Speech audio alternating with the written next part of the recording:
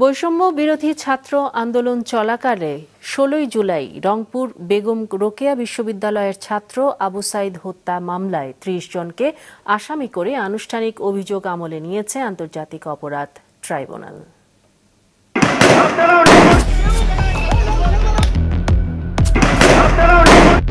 দুই হাত প্রসারিত করে নিজের আত্মবিশ্বাসী বুককে ঘাতকদের সহজ নিশানা বানিয়েছিলেন ২৫ বছর বয়সী টকবগে তরুণ আবু সাইদ।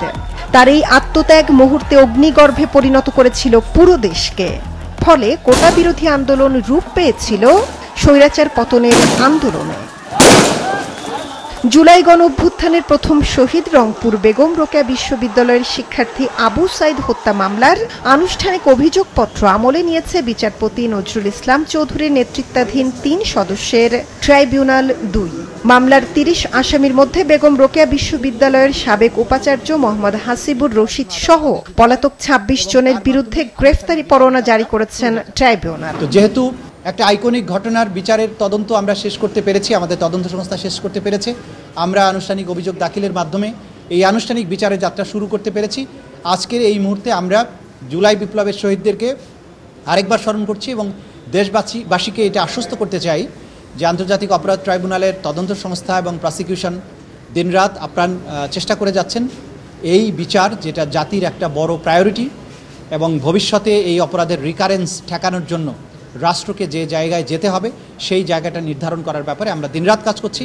ইনশাআল্লাহ ক্রমান্বয়ে সবগুলো মামলার তদন্ত রিপোর্ট পাওয়া যাবে এবং বিচার প্রক্রিয়া তার নির্দিষ্ট গতিতেই এগিয়ে যাবে এবং বাংলাদেশে ন্যায় বিচার প্রতিষ্ঠিত হবে।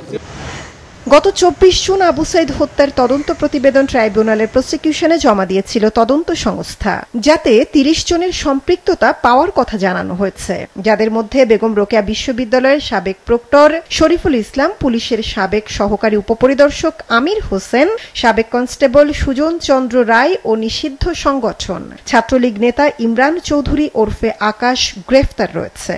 আগামী ১০ জুলাই পরবর্তী শুনানিতে এদের উপস্থিত করার নির্দেশ দিয়েছেন ট্রাইব্যুনাল। আগামী ১০ই জুলাই পরবর্তী শুনানির জন্য দিন ধার্য করেছেন।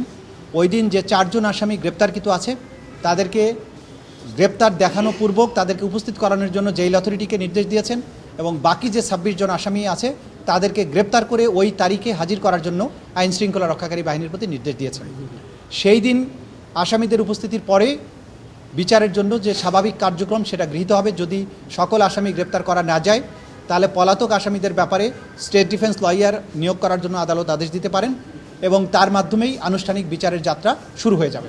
আবু সাইদ হত্যার তদন্ত প্রতিবেদনের পাশাপাশি হত্যায় ব্যবহৃত অস্ত্র প্রসিকিউশনে জমা দিয়েছে তদন্ত সংস্থা। মৌমিতা জান্নাত, মাছরাঙা সংবাদ, ঢাকা। হত্যাকাণ্ডের মাধ্যমে জুলাই